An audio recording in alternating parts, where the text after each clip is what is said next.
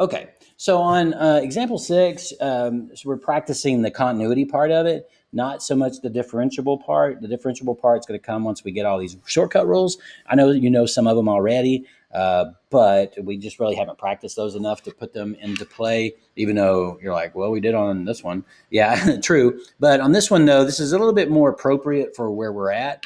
It says find the x values where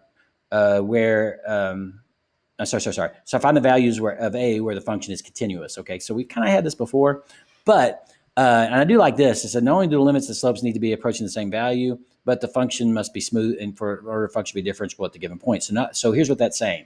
Not only do they need to touch each other, it needs to be a smooth transition.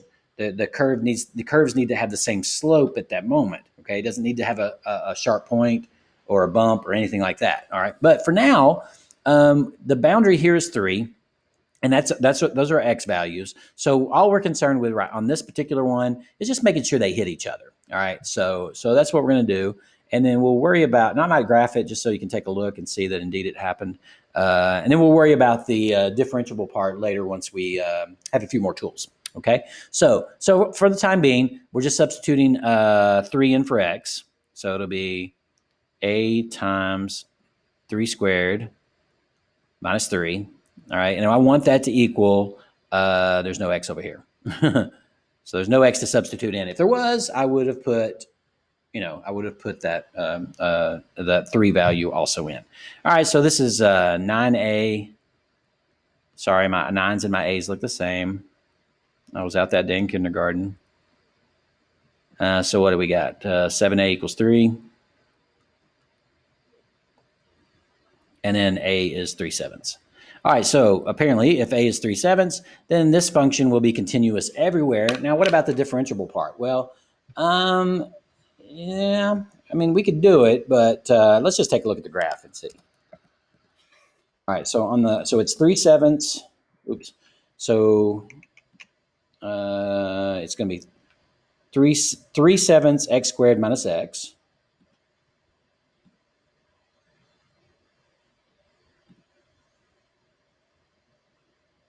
Okay, so 3/7,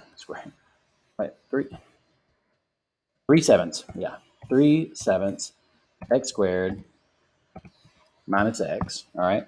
But that is only true whenever x was less than 3. So watch what I can do right here.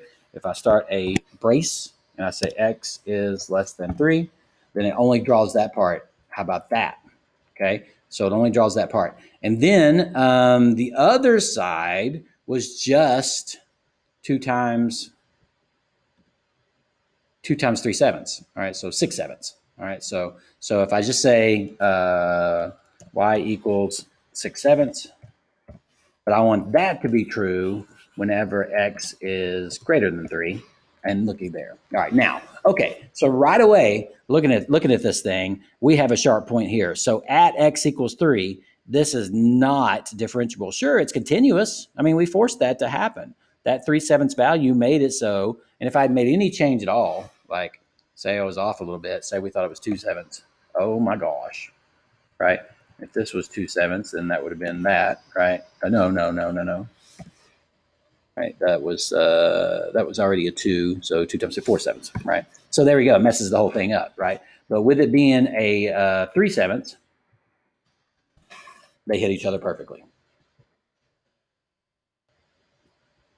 So did I even finish answering the question? No, yeah. Find the values. So 3/7 was it. Yay.